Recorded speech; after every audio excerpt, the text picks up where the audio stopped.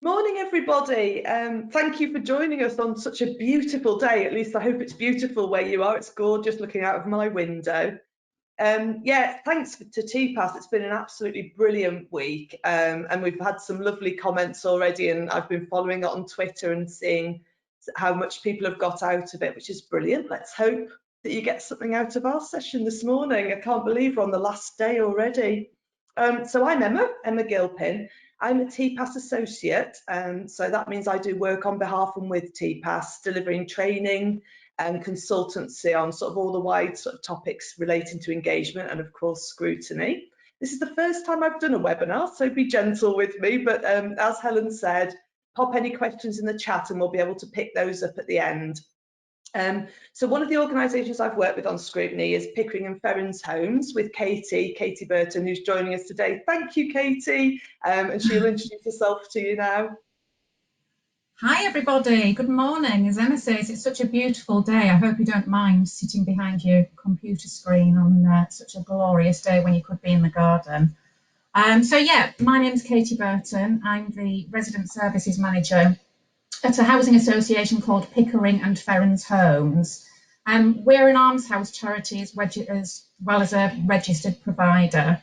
We have about 1,400 properties in Hull and the East Riding, and we mainly provide housing for older people. So primarily those over 60, but sometimes younger as well. Amongst our stock, we have about 5 sheltered housing schemes, and the rest of our properties are all one level, mainly bungalows, 1 and 2 bedroom bungalows with a few flats as well. So yeah, that's just a little bit about me. Thanks, Katie. And Helen, if you could pop us onto the next slide, that'd be brilliant. Yeah, so it made me laugh a bit that we were calling it kickstarting scrutiny, and it reminded me of one of the fun things I've got to do in lockdown, which is call out the green flag a couple of times to my husband's car, which apparently can't possibly start if it hasn't been driven for a week. So yes, it made me laugh. So hopefully your scrutiny is in better condition than my husband's car. And I think really it was about kind of thinking, and something sort of me and Katie had worked on with Pickering and Ferrens is going, we all, when it started, had a kind of quite traditional approach, and sometimes it can feel a bit like, oh, we've been doing the same thing for a while, and perhaps we need to refresh a bit, even though it's working, maybe it could be even better. And I think sort of business outcomes have become more and more important as sort of money gets squeezed. So really making sure you can kind of prove the value and maximise the benefits of scrutiny. It's really helpful to have that kind of refresh and that kind of constant improvement idea. And I think now's the time, as much as anything. We were talking before we started about the pandemic and the joys of lockdown. But actually, I think it has brought opportunities. And on Tuesday, I've joined the digital scrutiny session with Michael from TPAS and John, I think it was, from Sovereign. And it was really interesting to see how it's kind of, a lot of people were thinking about doing things differently, but it's kind of really forced people to move much quicker than perhaps we would have, and to get the benefits out of technology. So anyway, Katie and I had sort of gone on a bit of a journey with the scrutiny panel that she supports, and we wanted to share our experiences with you and hopefully share some hints and tips of things we've picked up along the way. And I just used sort of 3 images to focus really on the kind of why scrutiny is so critical to organisations, and hopefully everyone here today is bought into the value of scrutiny, but it really is an amazing business improvement tool. There is just nothing better to make your business better than by understanding and hearing what your customers are experiencing, and scrutiny just takes that to the absolute level by getting people absolutely involved in the nuts and bolts of what you're doing, and being able to recommend from their point of view how you can improve, and that's just invaluable. And the other thing it can really do is be the driver to make change. So it's quite funny when we talk about kickstarting your scrutiny, we talk about scrutinising services and really driving improvements and change, but sometimes you've got to take a step back and scrutinise your own scrutiny as well and see, well, turn the scope back on yourselves, I suppose, think, well, what could we do to be even better? But it really does make a huge difference to making changes in organisations, because it gives that space to really drill into what you're doing and those recommendations to make improvement, which hopefully all of your scrutiny groups are reporting right up to your boards and your big decision makers, which gives that kind of permission to make changes and make improvements. And of course, we're all judged by the joy that is KPIs, key performance indicators, and they're always around effectiveness and efficiency and customer satisfaction, and all of these things scrutiny can have an enormous impact on. So Helen, if you could move me on to the next slide, that'd be brilliant. Thank you. So quite interesting really, the journey of scrutiny. And when it first came about, it was very much a kind of, oh, what a new term. And we were talking before about it's a bit of a strange term, scrutiny. And I think there was a very kind of formulaic way that people set it up. So usually you already had some really good, really excellent involved customers who were making a real difference and meeting regularly. And so it was very much sort of expanding that approach and looking at setting up very structured groups that met regularly, face to face, had a chair, and worked their way through topics. And there's you know, a good formula in terms of how to do a scrutiny, in terms of how to select your topic, how to work your way through it, and how to get to the point where you're making recommendations. And I think over time, people have started to experiment a bit. So this is just from some research that TPAS did, and it's 2017, which is only 3 years ago, but seems like a long time ago nowadays. I suspect things aren't that much different now. And the main thing people were still doing was having a dedicated scrutiny group that was meeting, and that's very much the situation that Pickering and Ferrens were in when I started working with them. But people have started trying new things, so people have expanded their tenant inspector approach, where tenants are going out and auditing and checking what you're doing. Some people have merged kind of a permanent group and then put scrutiny into that role, which I'm always a bit uncomfortable with, because you know, one of the really key things about scrutiny is its independence, to take a step back and look at what you're doing with an independent eye. And I always think it's the best way of phrasing it, and I think someone phrased it earlier this week, was you shouldn't be marking your own homework. So if you've set something up, you shouldn't really be the person looking at whether it's working or not. Task and finish, I think, is a really interesting and exciting approach to, and I've done some work with some different organisations on different types of task and finish groups, where you're literally pulling people together for a one-off piece of work. And then online, and some people have done some incredible online work, and new technologies really opened up the opportunities to not necessarily always come and meet. So just, you know, pop in the chat and have a think about where's your scrutiny at on the scale of kind of very traditional to kind of very modern. And you know, there's no right or wrong with scrutiny, but it's interesting that there has been a bit of a journey. And I think, you know, now's the time just to look at doing it differently. And perhaps if you did have a very traditional model, lockdowns really made you think, oh gosh, how can I keep it going, and how can I make it work now we can't all come together and meet? So Katie, do you want to share a bit about kind of where your panel were at the moment, or where they were when I started working with you? Absolutely, yes. So just to give you a little bit of background, we have a panel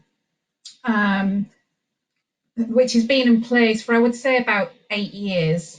But just to put that in context, we've carried out 6 topics successfully. So yes, read into that what you will. Having said that, there were very successful topics. All the recommendations that they came up with were very valid, and all of them were accepted by board. But there were challenges as well. For example, being able to show value for money. You know, when you've got a panel that's been in operation for 8 years, and covering 6 topics in that time, you know, it did make us question, is this the right approach for us? Probably like many others as well, we've also had issues with recruiting and retaining the volunteers that we had. That, along with a reduction in staff time to support scrutiny, especially for us, we're a small organisation. We don't have a dedicated team of engagement staff. I lead on scrutiny activities, but it is just one part of my overall job. And that, along with the challenges around channel shift, which we'll probably touch on a little bit more. But again, as I said earlier, we are an organisation that specialises in housing for over 60s. So that could go up to age 100 or more. Many of those people are still very much shying away from technology for obvious reasons. Ultimately, we do have to embrace a wide range of digital communication methods and try and push that as much as we possibly can, but still not alienate those ones that don't have any other alternative but to actually speak or meet face to face or over the phone or whatever that might be. We don't want to push them out either. So yeah, I mean, all of that balanced against an increased call to evidence the impacts and outcomes does make for quite a challenging time, not just for us, but I guess many groups out there as well.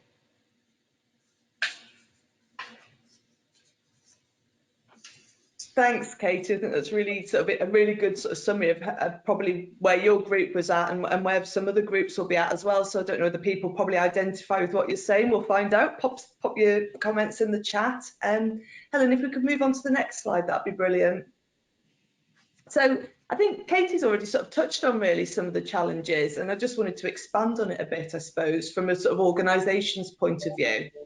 And I think people can be a bit kind of, oh, it's not broken, so why would we change it? And like Katie said, a scrutiny panel were operating, they were delivering really good reports, the recommendations were being accepted, but there's just that feeling that we could do more, and we're doing well, but it can always be better. And I think people can be a bit like, oh, it's working, why are you challenging?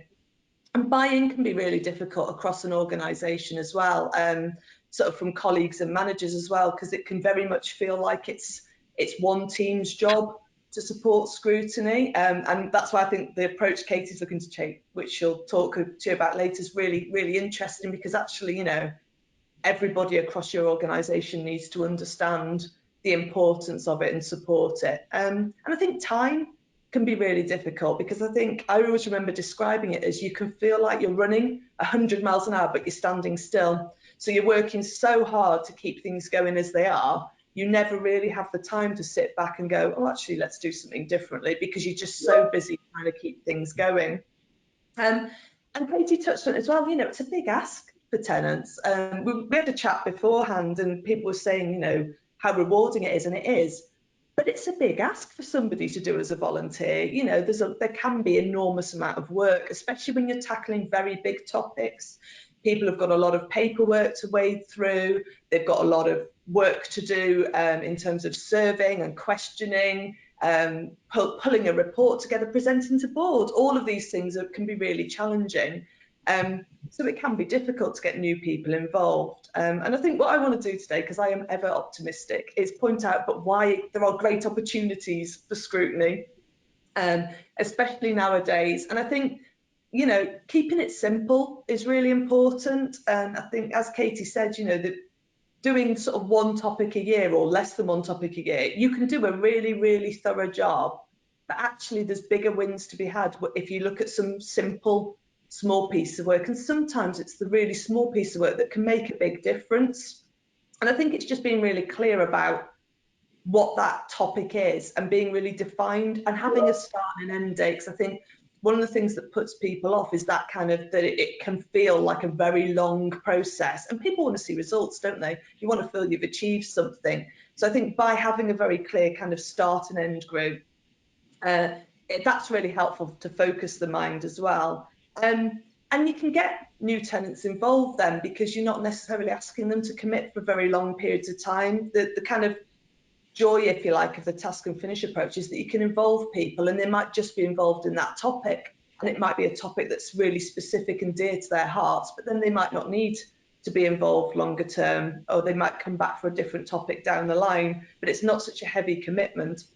And I think new technology does offer loads of opportunities, and it is challenging. So for the likes of sort of Katie at Pickering and Ferrens, obviously having an older customer base, there's always this sort of perception, and sometimes it's true, sometimes perhaps not, that perhaps as you get older, you're less likely to embrace technology. But actually, there's lots of older people who are absolutely embracing technology, and now's the time more than ever, I suppose, because if you want to keep in contact with your family and with the world, you know, very much technology is where it's at. And we've all had to run with new go to webinar things and Zoom and learn how to use sort of new technology. And it's great. And the more people and the more you can encourage and support people to use it, the more people can get involved and make a difference.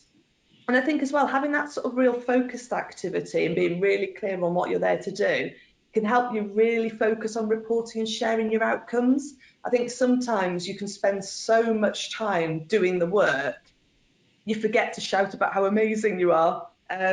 And that's when people start to go, oh, well, perhaps it's not really achieving its outcomes because you're not really spending the time on sharing and recording what you're doing and really shouting about your outcomes. And I've noticed sort of on a couple of the panels this week, people have been talking about sharing their reports.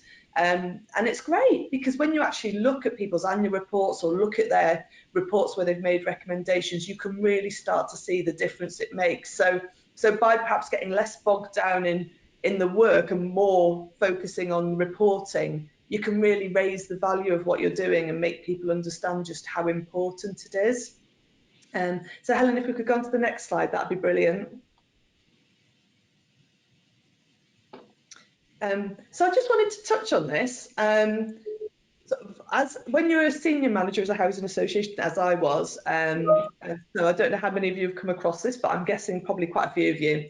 You do loads and loads of work about change, especially after the rent cut, especially after there were enormous changes in the sector in terms of looking at what you could do to save costs, looking at doing restructures and that sort of thing. And so I think it's a really interesting thing to consider. And this is the change curve.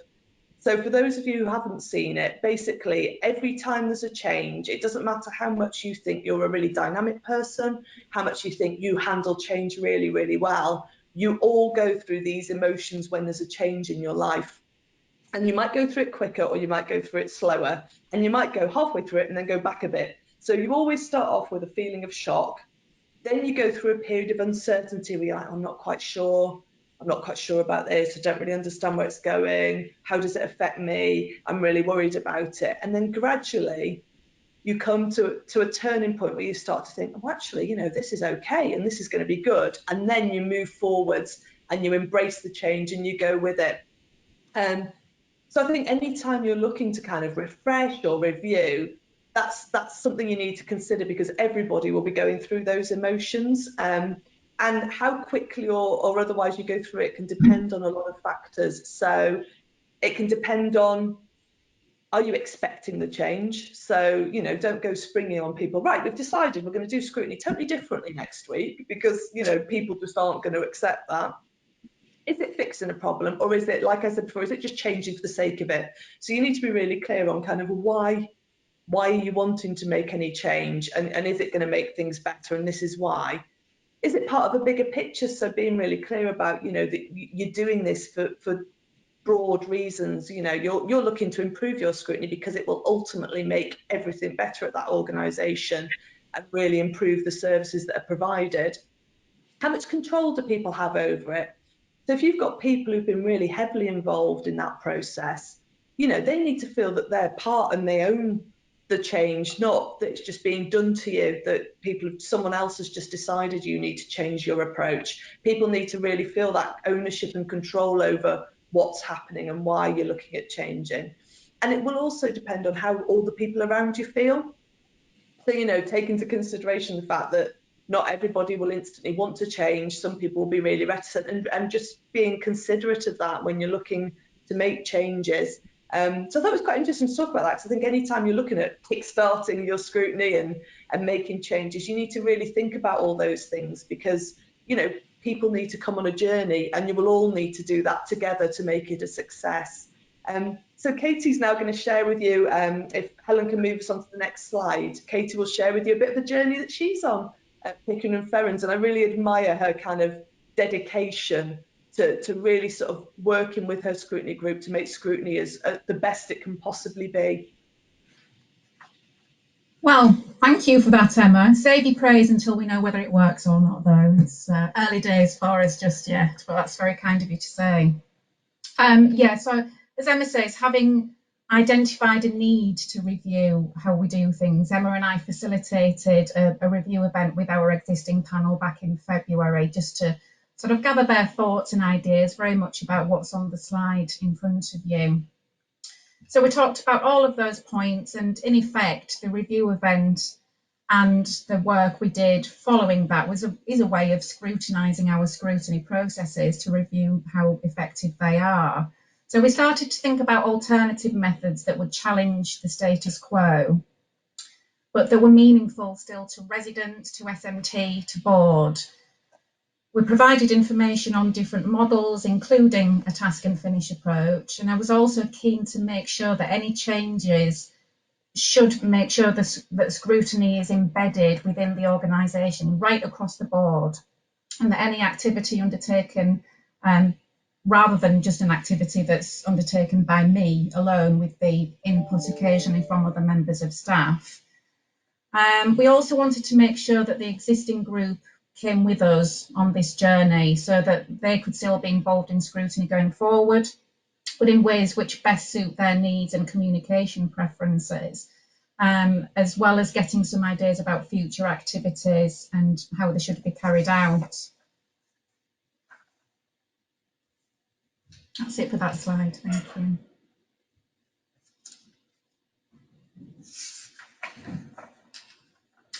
So thank you.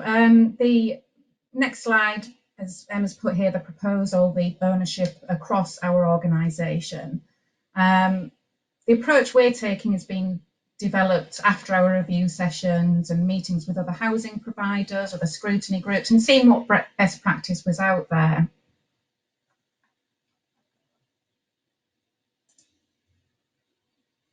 Can everyone hear me? It said I was muted. I can hear you. Yeah, no, we can hear you. Sorry. I can hear you. Thank you very much. So yes, about learning best practice and what other people are doing, what works for them, and so on. And I will point out now, this is not about me trying to reinvent the wheel, because there's some really good methods out there that people are using very, very successfully. This is just about, I suppose, me being aware that one size doesn't fit all, and that whatever we do, it needs to reflect our own customer base, our size, and so on, rather than trying to make it fit into the wrong sized hole.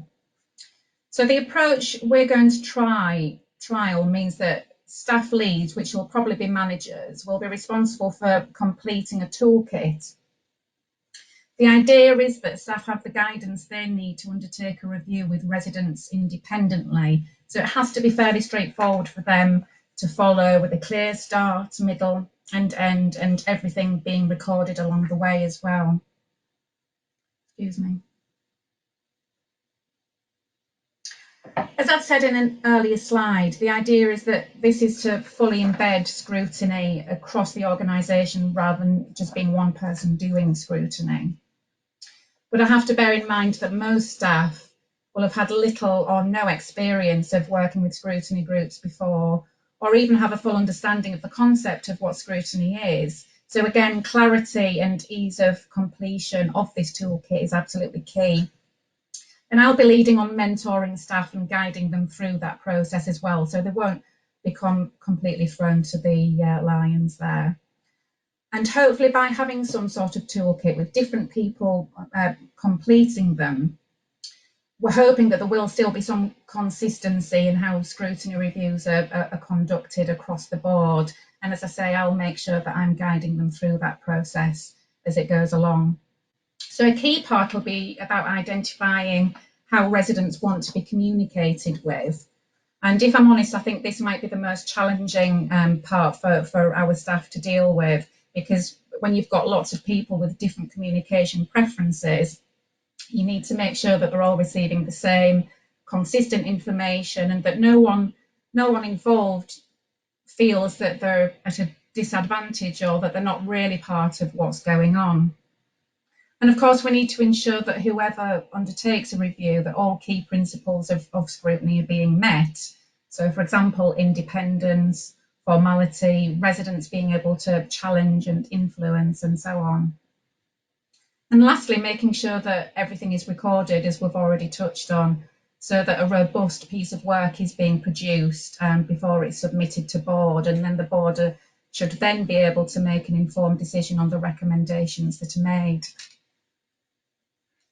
Thank you.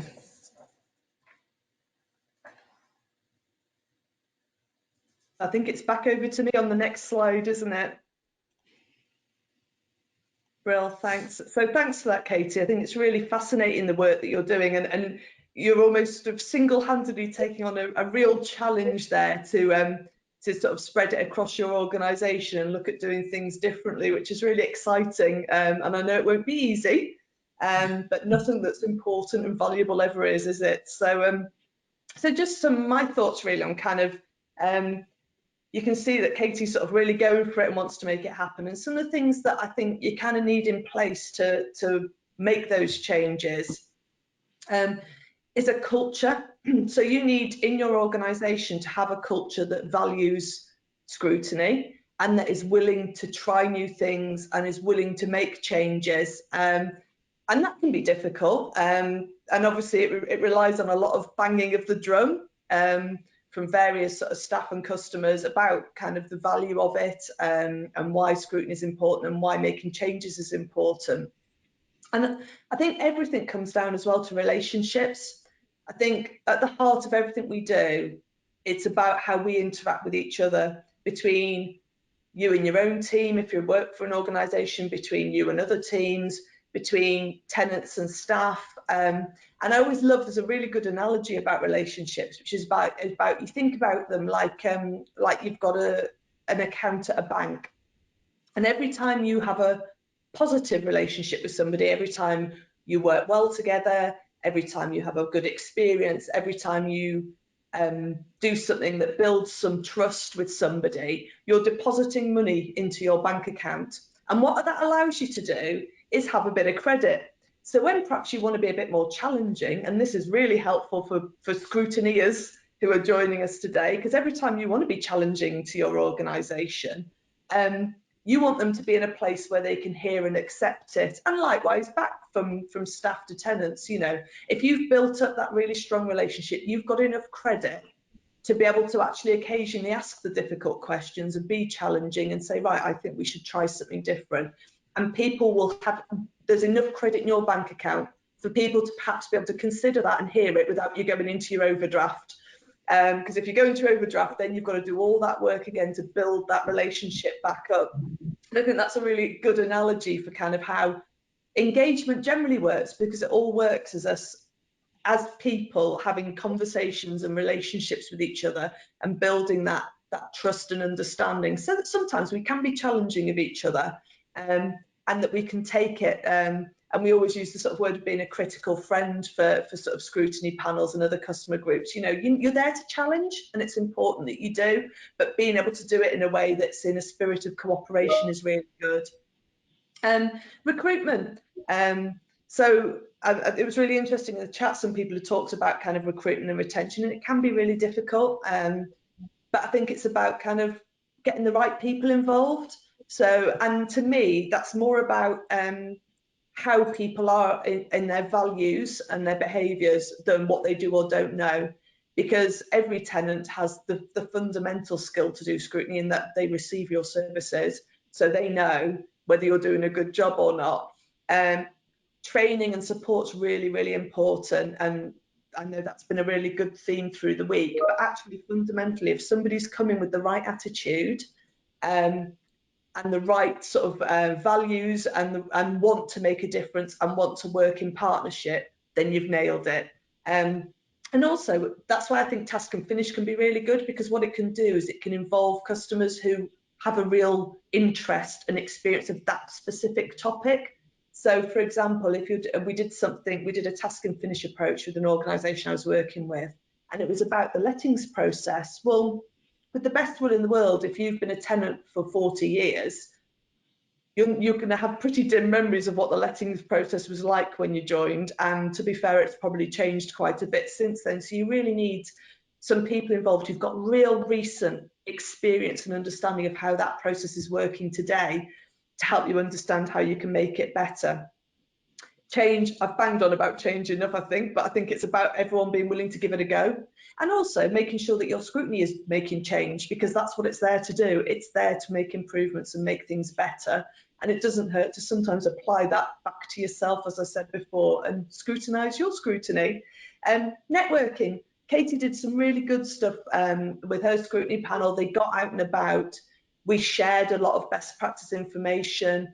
Being a TPAS member is fantastic because you can get on the website, you can find a load of information on there, you can be put in touch with other organisations that are doing things really well, you can get out to conferences, although not anymore. You can sit behind your screen at a conference or attend a webinar, and you can learn what other people are doing. It's a great sector for sharing. People will tell you what they're doing, and they'll be honest with you about what they think's working, what they think perhaps isn't working so well, and you can learn all the time from that. And I think that's one of the best ways of kind of developing what you do. And most importantly, you've got to value people. You know, people who are taking part in scrutiny are giving up their time, and they're giving up their time in this sort of really altruistic way of going, it's not for me, I want to make things better for other people.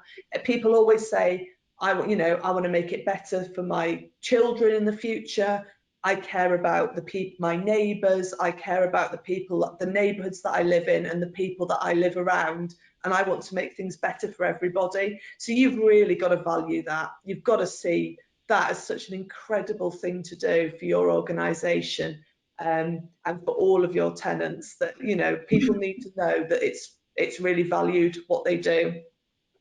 So that kind of leads me really just finally onto the last slide, and we'll stop talking at you and hopefully take some questions. So I think one of the joys and one of the pains of scrutiny is that you can do it however you want, which is wonderful and freeing in lots of ways, but can also be really scary. There are obviously some really separate, TPAS have some great resources that give you that kind of, here's a good process to follow for scrutiny, here's our kind of best practice about what you need to consider. But fundamentally, it's down to you as an organisation and you as tenants to agree how you want it to work and how it will work for you. And that's really exciting, but it does also come with its challenges, which is why it's really exciting and important for you all to kind of go, do you know what, we'll give something a go. And I think that's what Katie had sort of, we wrote an article which hopefully will be going on TPAS website about kind of Pickering and Ferrens, and it was the thing that really struck me. So I won't steal your thunder, Katie, but yeah, just expand on what you said as part of that article. I just think, to reiterate a lot of what's been said, I think, you know, the key is what you just said, Emma, in terms of making whatever your approach is going to be, making that fit you and your organisation and your customer base. I just think without that, then we're on a hiding to nothing, really. We're setting ourselves up to fail. And I think also simplicity is really key to this as well. I think we need to make sure it's made as easy as possible for tenants to become involved, tenants throughout that scrutiny journey, and also the staff involved in that as well. So again, the only thing I would say is don't be afraid to try something new. We're trying something new. We don't know if it's going to work or not, and actually we'll give it a go, but along the way we will learn lessons from that as well. So yeah, good luck. Yeah, and I thought that was brilliant that you said that, because it's just, do you know what, let's try it, and it might not work perfectly the first time or the second time, but we're going to give it a go. We're going to do it in a spirit of cooperation and trust, and if it doesn't work, or we need to make more improvements, well, we can change it again, we can adapt as we go. And I think that's what's really important, is just to go into it with that kind of attitude of, you know, well, it doesn't matter if it's not perfect, because we can work on it together. And I think that's a really lovely, positive way to sort of end our presentation. So thanks so much to everybody who's joined us. I hope you found it interesting. I've been trying to have a little read of the chat, and I know Helen's been keeping an eye on it. So I think Helen's going to now hit us with your questions and comments. So the floor's open. Okay, thanks Emma, thanks Katie, that was great. I'll just read a few of the comments in case everybody can't see the chat, because I think there's some interesting information in there. Emily's saying that Swindon is traditional in having a dedicated scrutiny group, but we are embracing technology for both information sharing to tenants engagement, recruitment and during lockdown for working and meetings. So that's great to hear. Amanda was asking about a previous webinar where someone said scrutiny panels as part of their induction met the staff, and I think we've had that confirmed that it was Salvation Army. So yeah, all their scrutiny members they have an induction and they meet their staff. Alan is saying recruiting and retaining tenants for a scrutiny panel are the most difficult, and what can be done in both of these areas? Is it meeting times, financial incentives, technology difficulties? I don't know whether, Emma, you want to try and help Alan in how you think that they can retain. I know it's something that everybody asks. It's one of the questions we're always asked at TPAS. Yeah, and I tried to put a little bit in the chat, and I think there's something about what you're asking of people. I think sort of traditionally the way we've worked, and I know sort of Katie's group were meeting every month and a topic was taking a year. That's a big commitment to ask from somebody, and I think it can get quite frustrating as well if you're involved in something for a long period of time and you feel a bit like, what am I actually achieving here? Which is why I think doing some shorter scrutinies is really good. With one organisation, we did a task and finish scrutiny, and we literally did it over 2 days. And I know people will think that's horrendous and how can you possibly go into the detail, but if you've got a really, really structured, tight piece of work to do, and you can get customers involved in something that's absolutely dear to their heart. So that was about lettings, and there were people who'd just gone through the lettings process or had been refused a move, who were impacted by this particular rule that they wanted to have a look at. And so they were absolutely passionate about it. And all we asked of them was, we'll provide you with some information, read it and turn up to 2 days. And we actually did it in a day and a half. And the first day, people came along, they heard from the relevant teams, they asked questions. And by the end of that first day, they were already starting to come up with ideas of things that they think would make it better. So by the second day, we were looking at, well, what do other people do? And would these ideas work? And are other people doing that? And by the end of by lunchtime on the second day, they'd kind of come up with a list of things they think the organisation should look at.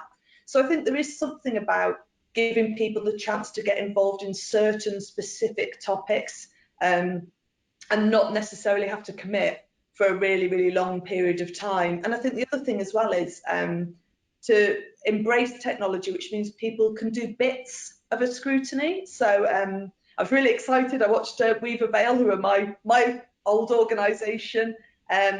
We brought in Office 365 there, so their scrutiny panel didn't have to meet anyway. And what that allows you to do, it allows you to do bits of work without necessarily committing to a specific time or place. So somebody can say, well, all right, you know, I'll read X document, and it was all in a shared place that was sort of controlled, so it was sort of private to those people. And they can say, well, actually, I'll go away and do a bit of reading on that at home on the internet. And I think, you know, by giving people some really specific roles and some smaller pieces of work, you can feel like you're making a difference.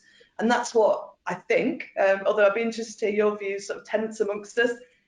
People tend to get involved because they want to make a difference and they want to see that they're making a difference. So I think giving people those opportunities in a manageable way that they can work around their life can really encourage people to get involved.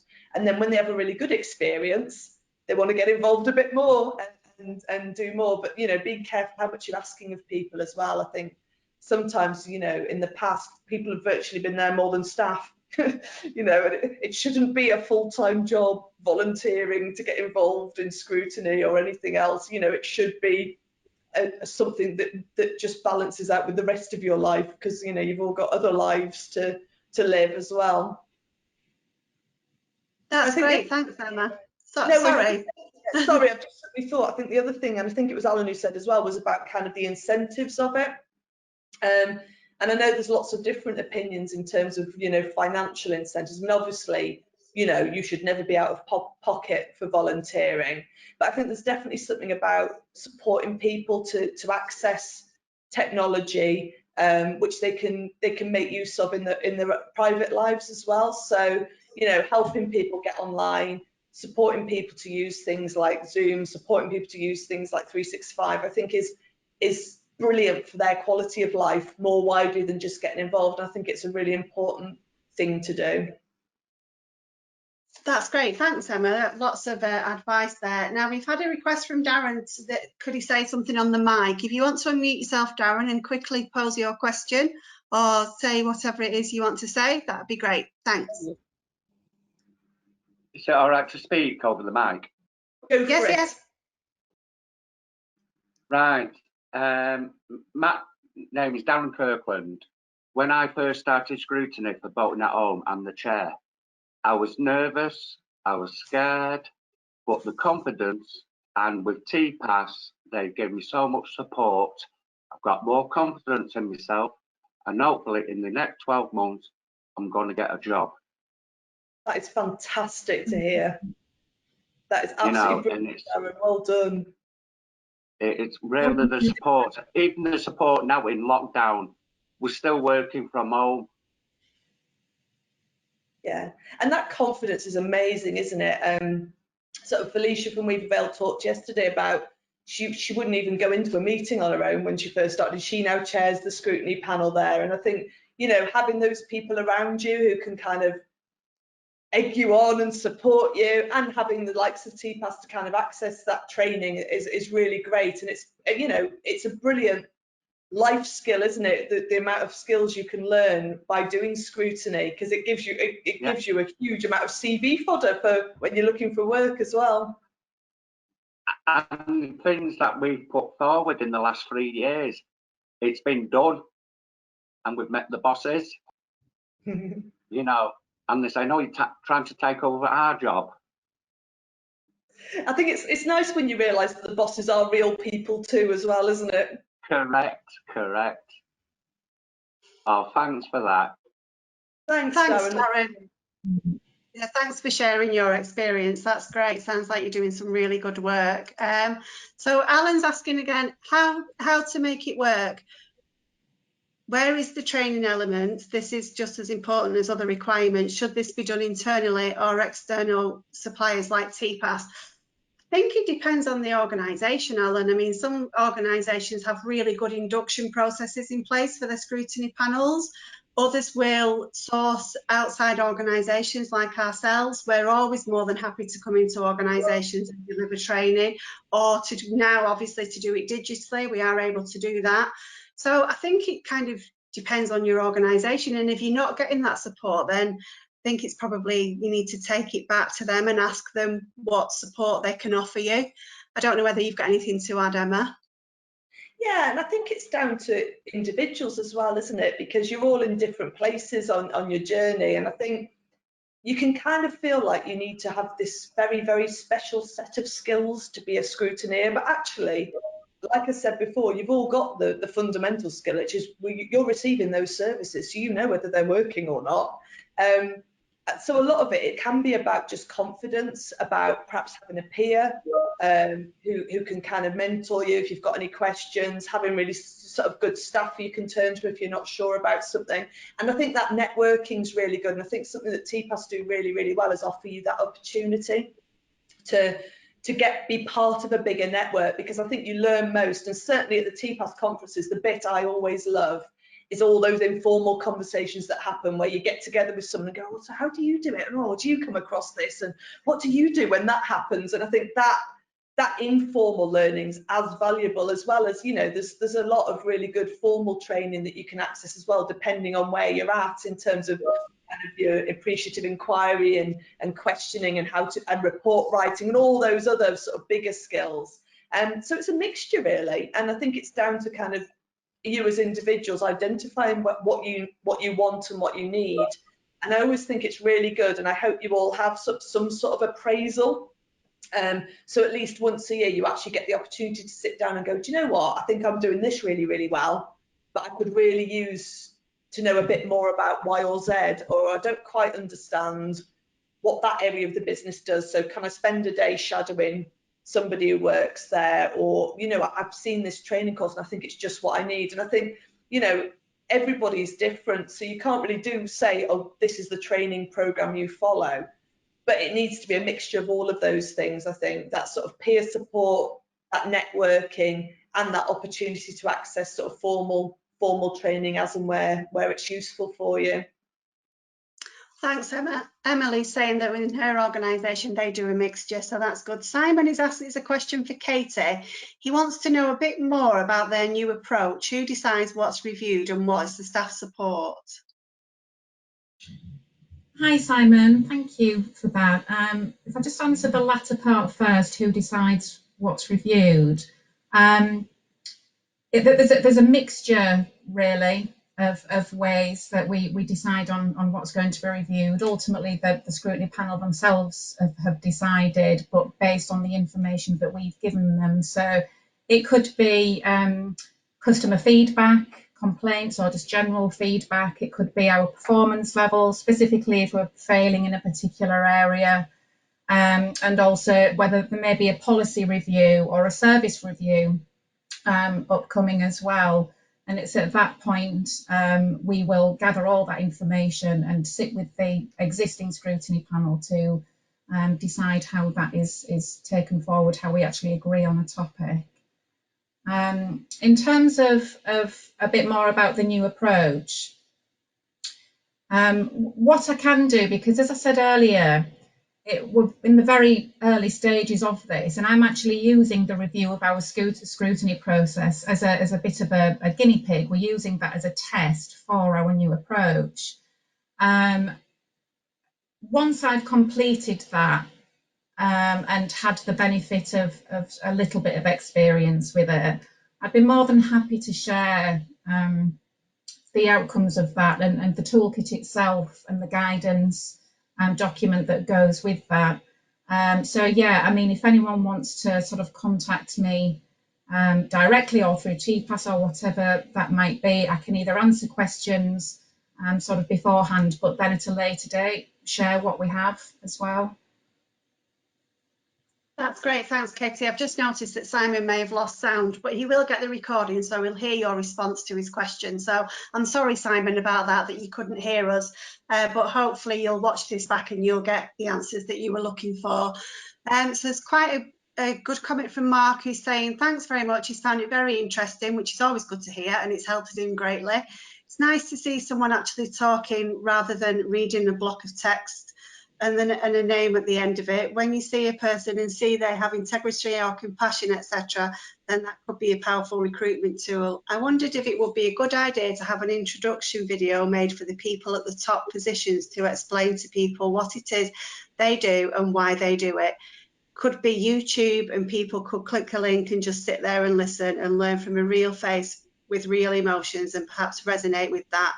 Want to get on board with a human rather than a block of text. That's a really good comment, that. I think you're right. I think people probably do interact more if they see a face rather than just lots of emails or letters or texts or whatever. So Emily's saying that she's trying to convince her panel to make short videos, but they're not keen. So yeah, I suppose you've got to have that buy-in from people that they actually want to do it, because it can be quite daunting. So yeah, I mean, if you do that, then let us know how you get on. It'd be really interesting to see what you produce and to see how you get on. That'd be fantastic. Right, okay, let's have a look. So Chantal Lynch has got a question again for you, Katie. She says, how are the implementation of the recommendations made by the panel assessed for impact? Hi Chantal, yeah, thank you for that. I think first of all, probably most groups have this, but we have a tracker so that all of the recommendations are put on there, and mainly so that we don't lose sight of what they are, and that each of those actions, a member of staff is given ownership of those. So in effect, what we end up with is this is what you said you wanted us to do, and this is what we've done about it. And so that will be fed back not just to the scrutiny panel, but also publicly to the rest of our customer base, so that they can see not only what those recommendations were, but what changes we've made to put those in place. And I think from that, we would sort of monitor that against the changes, anything that's changed. So, for example, if our complaints on that particular subject matter have reduced, then we know there's been an element of success. If our performance has improved in a certain area, so yeah, that's how we would go about it. That's great, thanks. Amanda's put a comment on there about the TPAS workplace, which is something that we set up after our national scrutiny conference last year, and it is open to all tenants who are members of TPAS if you're part of the scrutiny panel. And I know that people have found it really useful. There's lots of information sharing, there's lots of ideas sharing. You can ask questions of the group and things like that. It's a bit like a Facebook page. So I mean, if anybody's interested in being a part of that, if you want to email me after the session and I can send you an invite to join. So thanks for raising that, Amanda. We get so caught up in lots of other things that we forget to mention these things. Emily's saying she's loving the idea of a tracker. And I think that's all the things that are in the chat at the minute. So if anybody else has got any burning questions they want to pop in there, if they want to do that. If not, I will just take this opportunity to say a huge thank you to Emma and Katie for taking us through the presentation. I really enjoyed the session. I hope you all did too. I think there's some really good scrutineers out there, some really good information out there, and it's lovely to hear your stories. And so thank you for taking part in Scrutiny Week. It's been a hectic week for TPAS, but we've loved doing it for you, and we hope that you've loved being involved. I think we're all down for a very big glass of wine tonight from Team TPAS, because we've worked really hard. Louise, our head of business services, has done a sterling job. So yeah, thank you. And if anybody's got any questions after the session, or you want to know any more, then just drop me an email and I'll do my best to help. If I can't help, I will find somebody who can. Oh, Simon, thanks for your message that he lost his sound, but yeah, it has been recorded, so you will be able to hear Katie's answer. I'm really sorry about that. I saw it just as Katie started to speak. So I'll take this opportunity to say thanks again to Katie and Emma. Thanks to all of you for taking part in Scrutiny Week. We really hope you enjoy the rest of the day. There's some more things going out on YouTube later, so have a look for those. And we welcome your feedback. If you've got anything to say, anything to add, then just pop us an email or send us a tweet or anything like that. So in the meantime, we hope to see you all soon. Stay safe, stay well, and take care. Thanks, everybody.